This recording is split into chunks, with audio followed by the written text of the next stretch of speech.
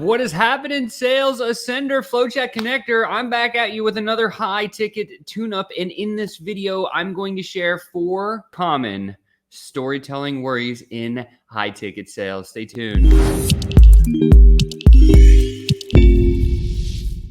What's happening, FlowChat connector? Pow! Sean back at you here with another high ticket tune-up, and today we are going to dive into storytelling inside of high ticket sales. This is important because everybody needs to learn to tell better stories. Over the last several weeks, I've been geeking out over storytelling. I've read several books. I've watched a tremendous amount of storytelling on TED Talks and other places, revisited some of the Toastmasters binders and everything that I went through a part of my training. And there's a couple of worries that typically commonly come up. And so today we're going to talk about 4 common storytelling worries when we get into a high ticket sales conversation. And so the question actually came from Whitney. Whitney asked this. She said, Sean, I'm nervous to do more storytelling in my sales calls because I'm fearful I won't do well. Any suggestions? Yes, of course, I have some suggestions. So check this out. Let's dive into a couple of slides. Number 1, what are the common storytelling worries in high ticket sales? Well, the first one is this, right? What if I forget an important part of my story? Well, that's okay. Like if you forget an important part of your story, you only need to remember one single line, right? And the line is, now again, I want to put you into the context of where we're at. So we've gotten into this place in a sales conversation where they're going to say, hey, tell me your story. Tell me your background. How did you get to where you're at? Why are you here? Any of those questions will trigger you telling your story, right? So if this is your backstory and for whatever reason you start to forget an important part of your story, just do me one huge favor and never go backwards. Say, hold on, let me start over. Don't ever do that, because guess what? Your prospect doesn't know your story. Your prospect is hearing the story for the very first time. And so you as the storyteller have a lot of power. And so let's give an example. Let's talk about Jack and the Beanstalk. If you remember Jack and the Beanstalk, right? So what happens in the story? So the overview of the story is very simple. Jack comes home one day and he ends up getting some bean seeds. He plants the bean seeds, the stalk grows, he climbs up the stalk and he finds that there's a new land and there's a giant up there. And he ends up going into this castle and befriends the giant's wife. The giant's wife shares about where the treasures are. He brings the treasures back and he cuts the beanstalk down, and that's the end of the story. But of course, the giant finds the beanstalk and tries to climb down, and it's a big battle. So if that's the full story and you're starting to tell Jack and the Beanstalk story, and for whatever reason you get into the story and you're like, we're in the castle and I'm talking to the giant's wife, and you realize you're like, oh my God, I forgot to talk about the beanstalk. Well, then the secret move is to say, just stop where you're at. Say, well, what you don't know about blank is blank. So let's use the framework.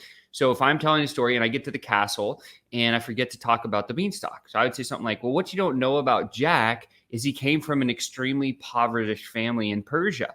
And he actually had this old school car that he ended up selling, and he sold it to a guy, and he brings the money home, gives it to his mom, and his mom says, look, thank you for this money. We can pay the bills. The only thing I have to give you, I don't have any food, but I have these 3 bean seeds. Here you go, Jack. And so Jack took them and he planted them, and all of a sudden now there's a big beanstalk, and magically he climbed up the beanstalk, and that's how we got into the castle. See how I looped you back through without actually saying, hang on, let me start over, because the beanstalk's a pretty important part of the story. You can use the same framework in your storytelling during your high ticket selling calls. Is that, hey, what you don't know about me is blank, right? Whatever. Well, actually, I used to be I was a professional athlete, and whatever your backstory is. And if you use this framework, you can get out of forgetting parts of your story. This is a very good alternative to saying, hold on, let me start over. Okay. What's the second common storytelling worry and the solution, right? So what if you stammer or you hesitate when you're telling stories? Remember this. Look, nobody's perfect. I'm not, you're not, and that's okay. And stammers show sincerity, right? In professional selling, there's this move, and it's called the rescue. And so the professional sales move is the rescue. And so I used to use this all the time. When I was selling, I would come in and I would intentionally ask for a rescue, but I would do it like kind of subconsciously. And because these little stammers of imperfection show true sincerity, true honesty, true loyalty. And if it's too slick of a presentation, if it's too perfect, like somebody's going to say, man, that seems off, right? And I'm sure you've been in that space where you can understand that. But what I wanted to share is how did I use this in my sales game? So if I'm telling a story and I stammer, or I hesitate, just go on, right? If you say a lot, or, a great example is Russell Brunson. Russell Brunson is one of the greatest storytellers of all times, right? In terms of high ticket selling and online space and all these other things. He says the word like almost every other word. If you listen to his audio speech patterns, you'd hear he says, it's kind of like, it's like, well, it's kind of like, it's like, and he says that over and over and over and over and over, right? Another one that most entrepreneurs get stuck on is the word literally. I literally did this, literally, like however it comes out. You hear that word a ton from most solopreneurs, entrepreneurs. I don't know why. It's just one of the words that they say. If you're being literal, be literal. You don't need to say the word. Obviously, that one kind of gets under my skin because I used to say that one, so I stopped. But my point in all this is, how do you move forward, or how to actually do this on purpose? So the rescue is, I would remember I'd walk into these sales conversations and I'd have a button-up shirt done, and I would intentionally undo one of my buttons before I went into the meeting. And so I'd come into this meeting and I'd sit down at the office, and then usually the other person I'm speaking to, the prospect, would be like, hey, like, your button's undone. And I would know that intentionally. And whenever he said that or she said that, it would trigger me to turn around and be like, oh my God, I'm so embarrassed. I can't believe I didn't button my shirt. Now, what's just happened in that scenario? Well, the prospect has rescued me without them knowing they've rescued me. They feel good about helping me. And now I've developed a little bit more bond and trust and likability. And so now I can move forward. Same thing in your storytelling. If you stumble on some words, it's okay. Don't stop. Just be like, dang it, I always mess that part up. But anyway, back into the story, right? You can do a little self-talk. That's another great move if that makes you feel better. But again, if you stammer, hesitate, just know that it's okay. So that's the second worry to worry about when you're talking about stories in high ticket selling. And let's move on to the next one. What if I go completely blank, Sean? I'm starting to tell this story and all of a sudden I'm like, I forgot. First of all, it happens to everyone. Happens to me, happens to you, happens to my wife, happens to pretty much, I've never met somebody where they didn't sometime blank out on one thing or another, right? And it's okay.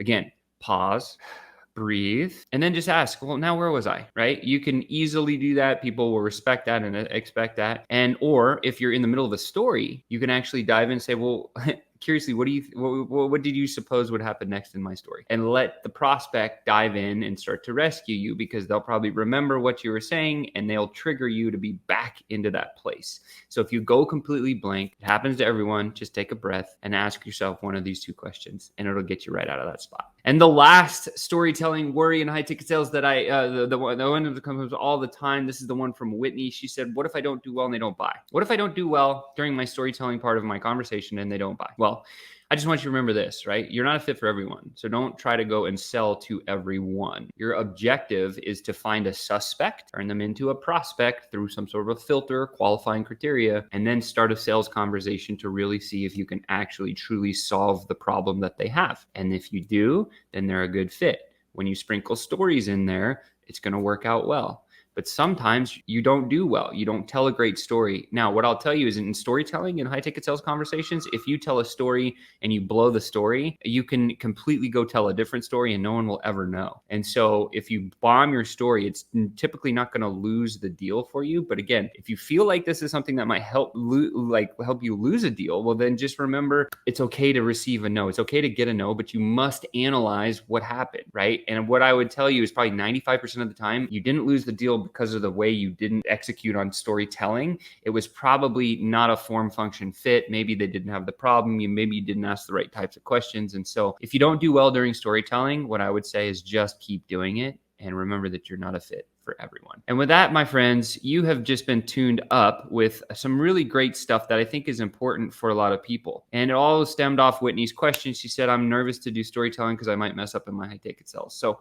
with that said, remember, it's okay. Take deep breaths. And one last pro tip that I'll share with you, because I think a lot of people don't know this, is yawns, right? Yawns are considered by many in the Western world as inappropriate. Unfortunately, that's not the case. A yawn typically means your vocal cords have been restricted, and yawning is actually a way to give stress relief to your vocal cords. And so if you find yourself yawning or you see someone else yawning, give them some space to do that, because they've got tension. Immediate tension ends up on your vocals first. That's why people yawn. Yawning relieves tension and actually gets you ready for the next thing, instead of, most people think it shows boredom. So just a pro tip there. if you're yawning. In fact, like some professional speakers, when I was going through Toastmasters, one of our speaking coaches, I remember he would always do this like warm up thing. He'd move his jaw around like this and he'd yawn a bit. He'd start humming music because he was getting his vocal cords ready to go out and do some storytelling. And the same thing is true. So just a pro tip about yawns. I don't know. I think yawns are fascinating, but I also really understand how powerful and motivating they can be if you know why you're doing them. So with that said, you just been tuned up. There's a FlowChat connector inside of each and every one of you. Make sure and smash that like button. Feed this out to the algorithm gods so that more people can see this content. And I can't wait to see you next time.